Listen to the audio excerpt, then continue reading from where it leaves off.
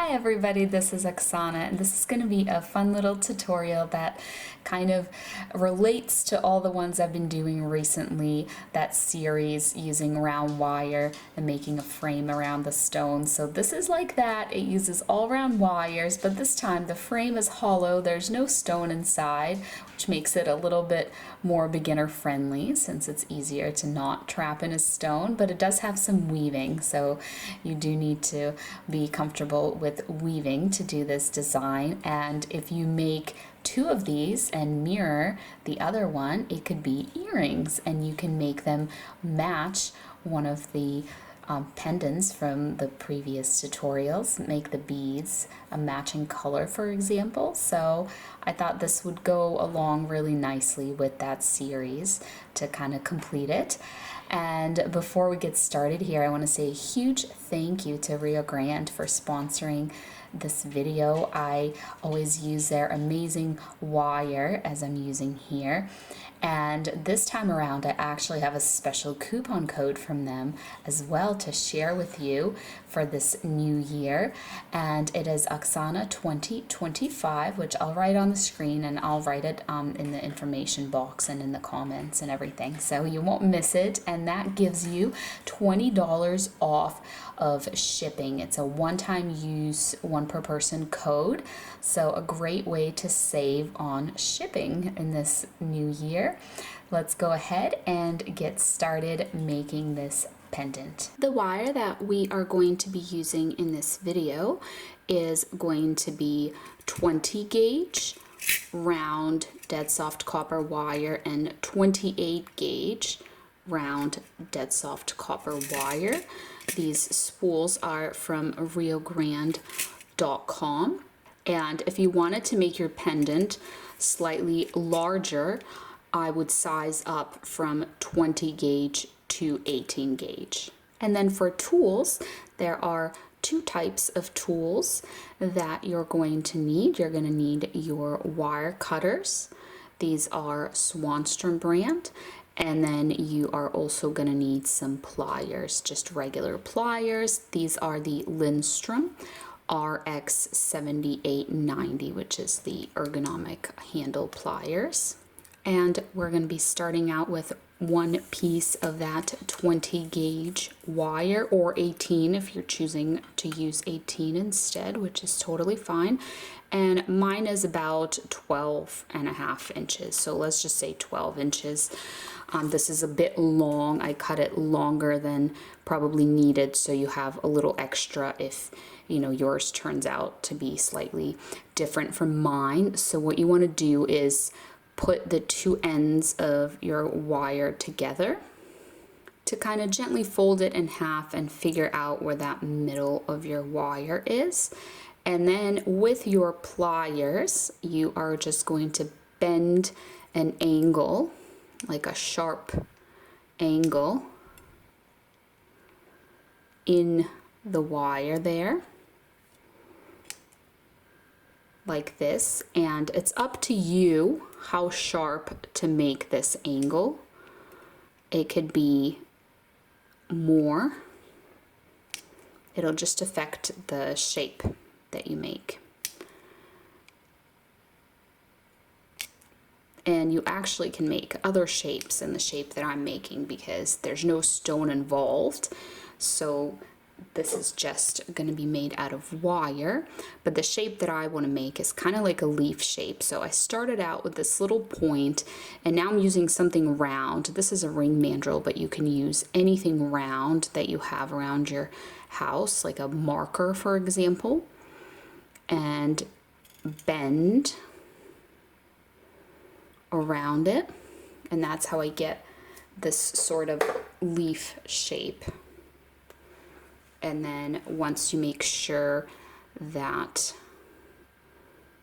the shape is even, these two wires here just need to be bent straight up like this.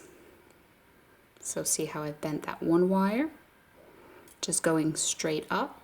And now I'm going to bend the other one like that. I'm just going to straighten these, almost kind of curve them in this direction like they're going apart. See how I started to curve them apart? And then when we put it together, they should meet up like this.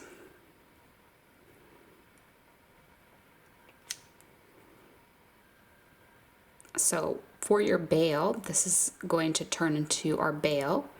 I want to do something different. I want to do a bail that gets wider, but not quite this wide. So I'm going to bring them a little closer together like that. Perfect. And now if you want to hammer, that will strengthen your frame, just this frame, not the bail wires.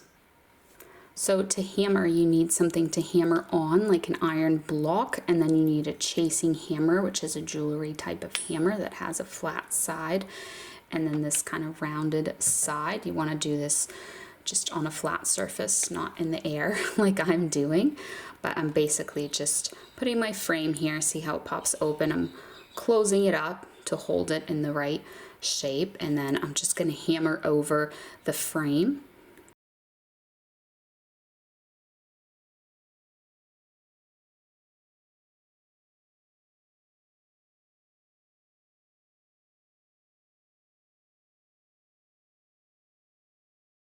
And now I'm just going to flip it over.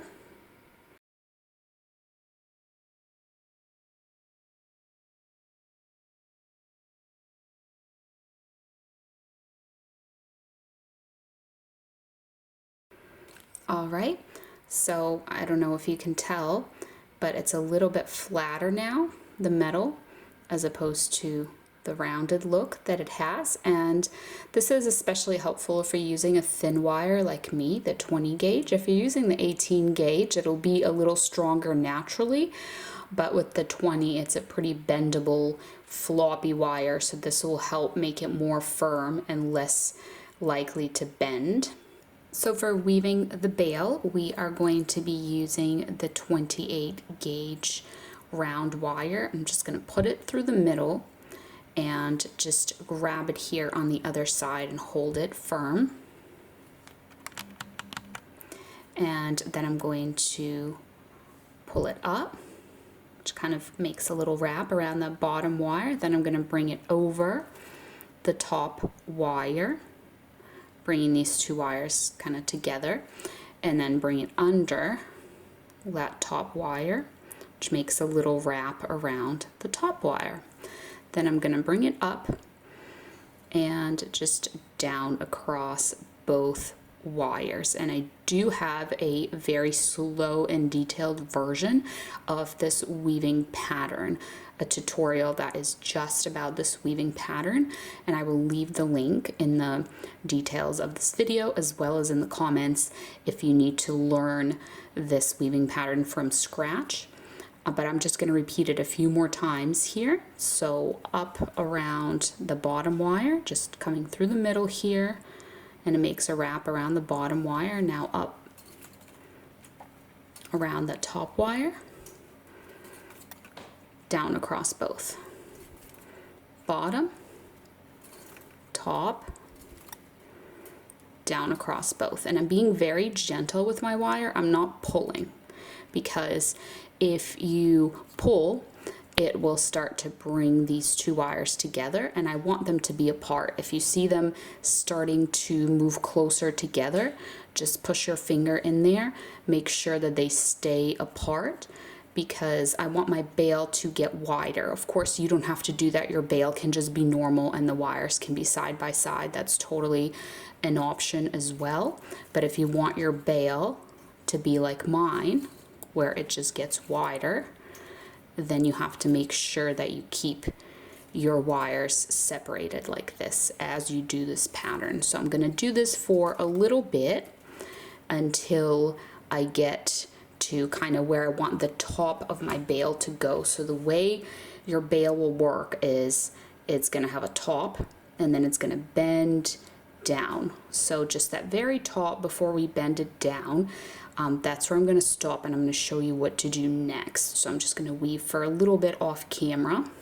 All right, so here's how mine is looking. I'm just going to tighten it up by pushing on this weave to make sure that everything is nice and tight together. So this is going to be the top of my bale. After this, I'm going to start kind of bending it. So I want it to start getting narrower again. So what I'm going to do is bend these wires kind of this way. And this is the shape that my bale is going to have. I don't want these wires to crisscross, however, because that's going to make it difficult for weaving. So I'm going to get in here and just bend them so that they are side by side like this. Okay, so there you go. You can see how they're just side by side now. And from here, you are just going to continue with this weave. The thing is, it's going to get a little bit more difficult as you do this because the wires are going to want to slide down. So as you wrap them, you want to just push every wrap. Push it this way. Otherwise, it might start to just really spread out for you. And just keep on going with that pattern for this entire length. All right, so once you have done that, you're just going to wrap this wire once you kind of get to the bottom again, and it's here on the bottom. Mine just made a little wrap around this bottom wire. That's where I am in the pattern, and I'm just going to keep wrapping around this one wire.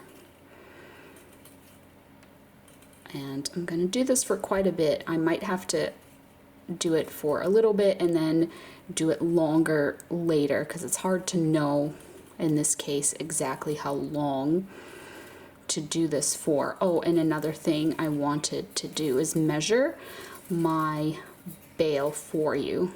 So the thing with bales is they can be all different shapes and sizes. So I wouldn't worry too much about getting it any particular length. I usually aim for about 3/4 of an inch for my bale. And that's basically what this one is. It's almost an inch, a little bit less than an inch. All right, so I've just wrapped it for a little bit. I'm gonna leave this wire in case I need to do this even longer. And this little tail end, so this will be the back of the piece. So I'm gonna trim the little tail end here in the back. And then with my pliers, I'm just gonna push down on that little wire end to push it flat so it's not sticking up.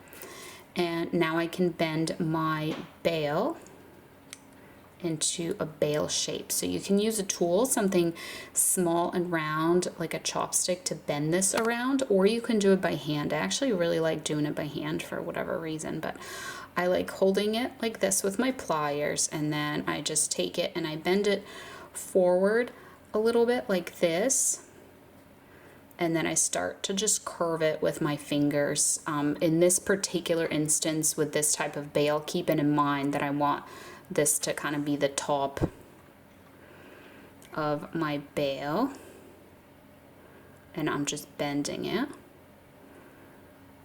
into that bale rounded shape. I'm gonna spread these wires a little bit because I need them to go on each side here, and then either with your fingers or pliers just bring that together like this. And then these two wires, we are going to be bending them onto the front of our design. You want this one to be on the bottom and the one that you wrapped around to be on the top. and you want to just tightly bend them. Make sure that the bail is closed. There isn't like a gap. Just bend them onto the front like this. And here's what that will look like. And then this is the bail that gets wider here. You can kind of see how that worked out as well.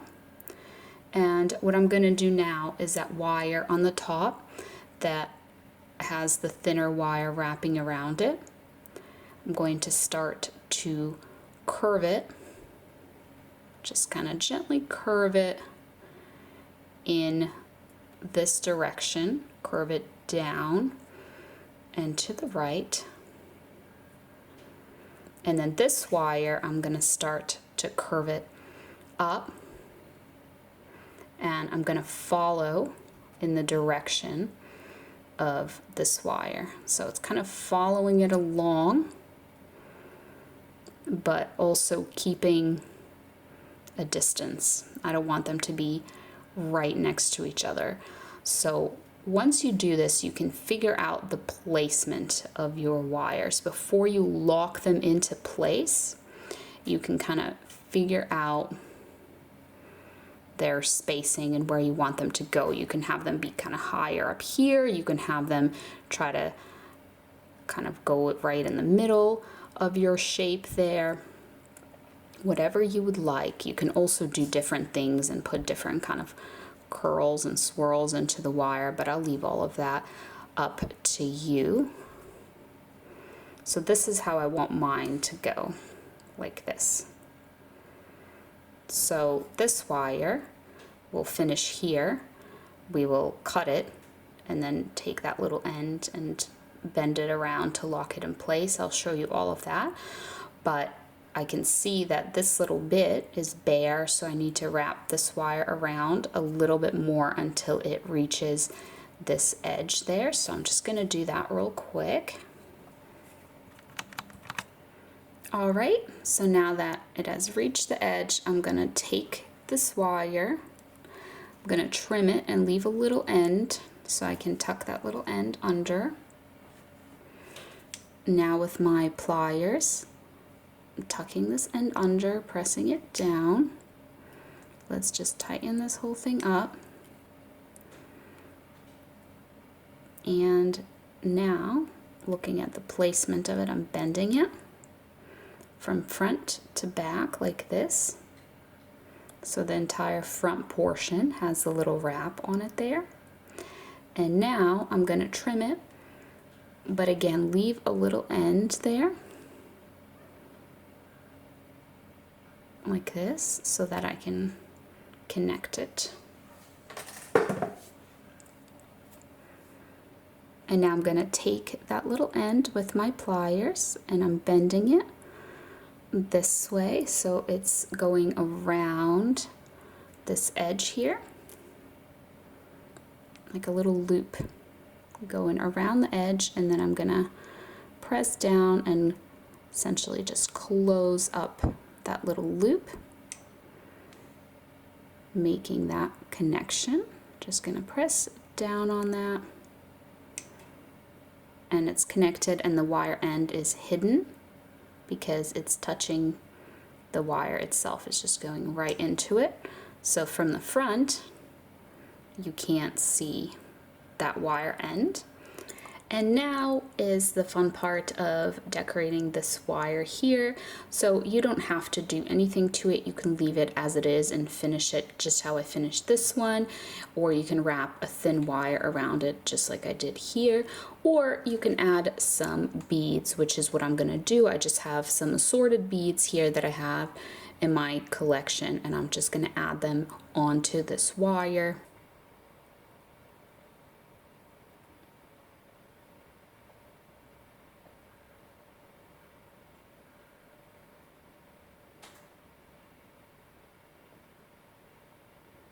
So here's what I ended up with, just looking at the beads that I had. You can obviously do a lot of different things here, use a lot of different beads, have fun with it. The beads typically will be able to move and slide upwards like this. So if you don't like that, you can wrap a thin wire just like I did here. Just wrap it around, and then you can even kind of add a bead and then keep wrapping the thin wire to lock all the beads in place if you don't want them to have mobility. But I'm fine with them having some movement. So now I'm bending from front to back, just like we did with the other one. And I'm just gonna trim that. And I'm gonna take this little wire end and I'm gonna bend it